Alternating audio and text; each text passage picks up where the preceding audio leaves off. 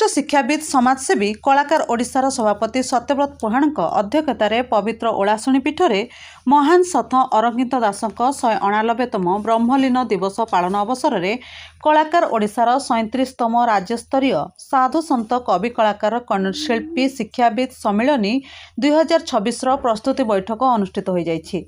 आसंता 14/1/2026 तारीख बुधवार माघ कृष्ण सर्तिला एकादशी तिथि रे सकाळ 6 घटिकार कलाकार ओडिशार नाम संकीर्तन भजन पाला दासकाठिया खंजणी नाउधुड़की नृत्य संगीत अभिनय कविता आवृत्ति पुस्तक लोकार्पण 24 घंटिया सांस्कृतिक कार्यक्रम अनुष्ठित हेब। राज्यर कोण अनुकोणरू साधु संत कवि कलाकार शिल्पी नाट्यकार नृत्यशिल्पी समाजसेवी शिक्षाविद शिशु कलाकार और समाज गठन पई विशेष अवदान थिबा व्यक्ति विशेष को संबर्धना कराजिबार कार्यक्रम रही।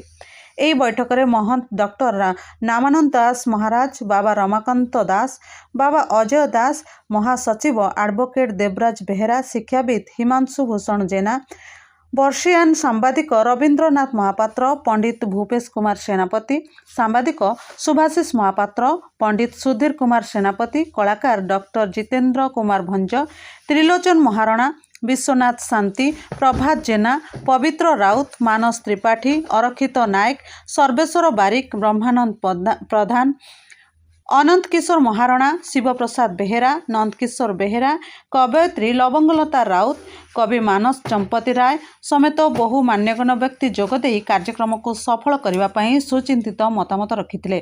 सर्वशेष अपेरा कलाकार देवव्रत पुहाण धन्यवाद अर्पण करथिले।